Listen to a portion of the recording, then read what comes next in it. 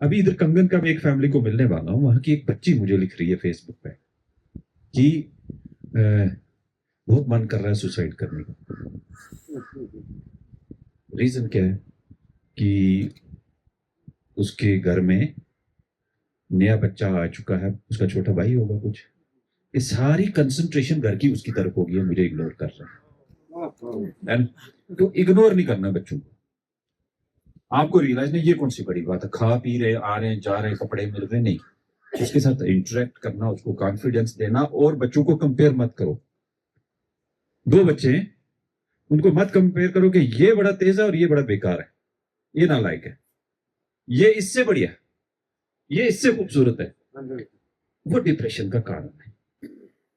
Policing एक ऐसा subject है, जैसे आपने शेरशाह सूरी के साथ कंपेयर किया, तो ये सब्जेक्ट देखा जाए अंग्रेजों के टाइम पे अगर आप कंपेयर करेंगे तो इतने इलाके में 4 पुलिस वाले आते थे और मर्डर भी वर्कआउट हो जाते थे। फिर वो अपने स्किल्स यूज करते थे। ये सिंबॉलिक होता है। तो सोसाइटी के अंदर एक डॉक्टर है, एमबीबीएस या सर्जन, तो वो एक बॉडी को जज करता है, लेकिन पुलिस वाले को सोसाइटी का डॉक्टर माना जाता है।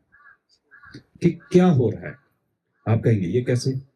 आपके घर में लड़ाई, बहू की, सास की, बेटे की, माँ की, पड़ोसी की, रिश्तेदारों की, पहले कहां रिपोर्ट होती है? पुलिस को होती है। तो हमें पता है क्या क्या हो रहा है किस घर में। तो सोशल सिस्टम में कितना हलचल है वो हमें पता है। तो इसके लिए जो आपने कहा कि पहले एड्रेस कर लें बुजुर्ग बैठ के, मोहल्ला कमेटी, तो आप जितनी बीट्स हैं या जितने वार्ड्स हैं, तो वहां सीनियर्स की एक कमेटी बना दो, यही नाम दे दें 10 बंदे के, भाई ये मोअज़्ज़ज़ शहरी अगर फैसला कर देंगे और हमें इन पे एतमाद है तो हम इस इश्यू को रिजॉल्व करके एफआईआर नहीं लगाएंगे। बट वो उनकी जिम्मेवारी एक डॉक्यूमेंट बना दो। एक मोहल्ले से 7-8 लोग हैं और उनमें इसी तरह दूसरे मोहल्ले के, तो आपके पास 10-12 कमेटीज होनी चाहिए ताकि वो एड्रेस कर लें। तो कायदे से देखा जाए ये समरी ट्रायल है। अब इसके अंदर दिक्कत कहाँ होती है कि पिछले दिनों में शोहामा साइड से उधर एक फैसला करवा दिया कमेटी ने बैठ के। कमेटी ने फैसला यह किया कि वो लड़की उसी के पास रहेगी, तो ये उसको 3 लाख रुपए देगा। अब फिर वो कहती हमारा फैसला हो गया, तो बीच में सिफारिश, तो मैंने कहा वो तो ठीक है, मेरा जो as a police officer question बनता है कि बच्ची की एज क्या है? उसकी एज है 15 साल। ठीक है, तो भाई साहब मैंने कहा ऐसी कमेटी का कोई फायदा नहीं है। नहीं नहीं नहीं जनाब, हो गया फैसला, मान गया। कैसे नहीं, आप किसी बच्चे की लाइफ स्पाइल कर रहे हैं, ठीक है ना? तो ये चीजें आपको भी पता, कमेटी को पता होना चाहिए कि 18 साल से नीचे किसी बच्ची का मामला होगा वो तय नहीं करना है। उसको बोलो कि भाई साहब ये क्लैरिटी आप जाओ थाने में, इसमें उसका मेडिकल होना है।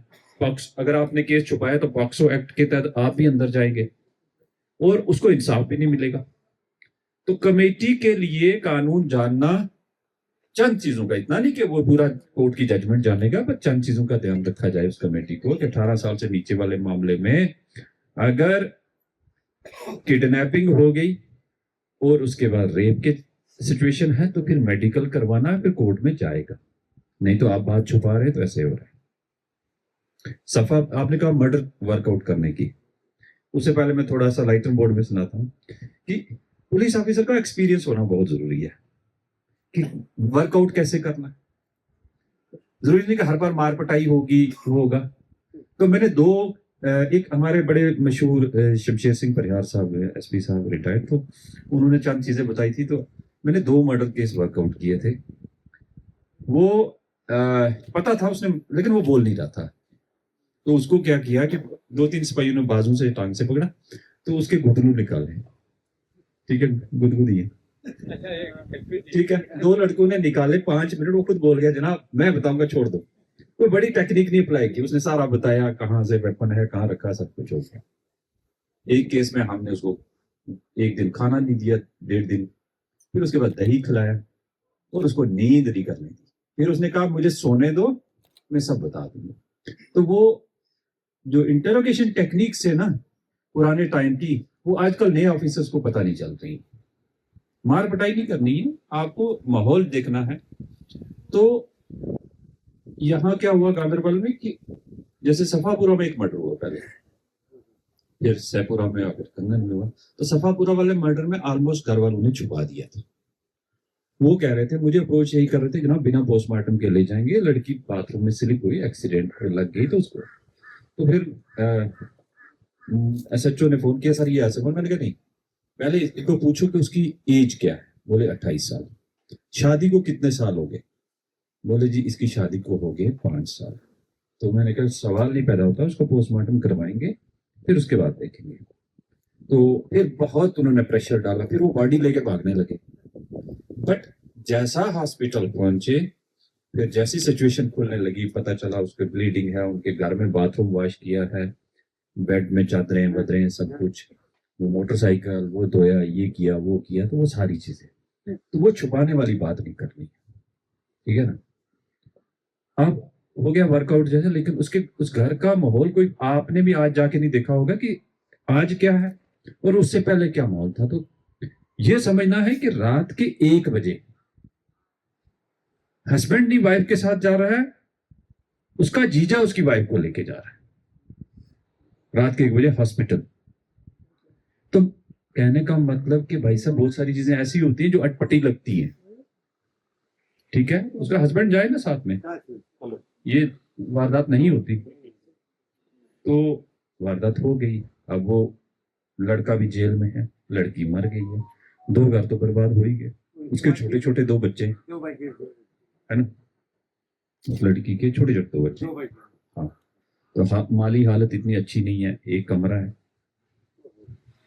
इसी तरह ये जो सैपुरा का केस है, उसमें घर का माहौल बिल्कुल खराब।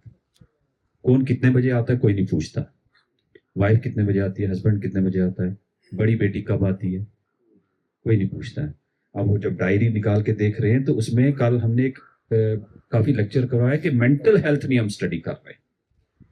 हम कह रहे हैं कि या तो किसी को हम कहते हैं ये पागल है, या हम कहेंगे ये मकरा है, ये जानबूझ के कर रहा है। लेकिन बच्चों का मेंटल स्टेट स्टडी करना बहुत जरूरी है कि वो उस बंदे की बड़ी बेटी स्कूल छोड़ के अचानक से हर चीज दिन की जो है डायरी में कैसे लिख रही है, और उसने ब्लड से अपने डायरी में लिखा हुआ है, ठीक है। तो वो डिप्रेशन की मरीज है, उसने छोटी सी सिचुएशन पर डंडा मारा, छोटी सिस्टर मार दी। इसी तरह बहुत सारे केसेस आ रहे हैं कि जहां वो खुल के माँ बाप के साथ बोल नहीं रहे बच्चे। तो अहम चीज ये है कि अपने बच्चों के साथ खुल के एज फ्रेंड, आप जो मार पटाई वाला है ना, डराना धमका बच्चे का 10 साल से ऊपर मत करें। 10 से लेकर 20 साल के बीच की एज ग्रुप में like a friend discuss issue resolve. गलतियां होती हैं, हमसे गलती हुई, आपसे भी हुई होगी, आने वाले भी करेंगे, बट उसमें पता नहीं चलता है, या तो दोस्तों की वजह से, या माहौल की वजह से, या सोशल मीडिया के इम्पैक्ट से। एज ए रिजल्ट क्या होता है कि हम उसको इस लेवल पे दे जाते हैं। हमारे घरों के जो बड़े बुजुर्ग हैं, जैसे आप हैं, हमारे बुजुर्ग हैं, घर में इस लेवल की सख्ती मत करो कि कोई बोले ना, आपके सामने बात ना डिस्कस करे। तो हैव डिस्कशन। तो बेस्ट प्लेटफॉर्म घर में जो आपका बच्चे का कॉन्फिडेंस लेवल, उसको बोलने दो, सुनो। अगर आप डांट देंगे तेरी हिम्मत कैसे हुई, तो वो फिर नहीं छुपाएगा, अल्टीमेटली डिप्रेशन होगा। अभी इधर कंगन का मैं एक फैमिली को मिलने वाला हूं, वहां की एक बच्ची मुझे लिख रही है फेसबुक पे कि बहुत मन कर रहा है सुसाइड करने का। रीजन क्या है कि उसके घर में नया बच्चा आ चुका है, उसका छोटा भाई होगा कुछ, ये सारी कंसंट्रेशन घर की उसकी तरफ होगी, मुझे इग्नोर कर रहा है। तो इग्नोर नहीं करना बच्चों को। आपको रियलाइज नहीं, ये कौन सी बड़ी बात है, खा पी रहे, आ रहे हैं, जा रहे हैं, कपड़े मिल रहे, नहीं, उसके साथ इंटरेक्ट करना, उसको कॉन्फिडेंस देना। और बच्चों को कंपेयर मत करो। 2 बच्चे हैं, उनको मत कंपेयर करो कि ये बड़ा तेज है और ये बड़ा बेकार है, ये नालायक है, ये इससे बढ़िया है, ये इससे खूबसूरत है। वो डिप्रेशन का कारण है जो छोटी एज में। एप्रिशिएट, अच्छा काम बुरा काम, ठीक है ना, गिलास टूट जाए, बर्तन टूट जाए, टूटने दो, कोई नहीं बन जाएगा, इधर जिंदगी चली जाती है। तो घर के माहौल में हर घर में साइकोलॉजिकल ट्रीटमेंट की जरूरत है, तो उस पर काम करें।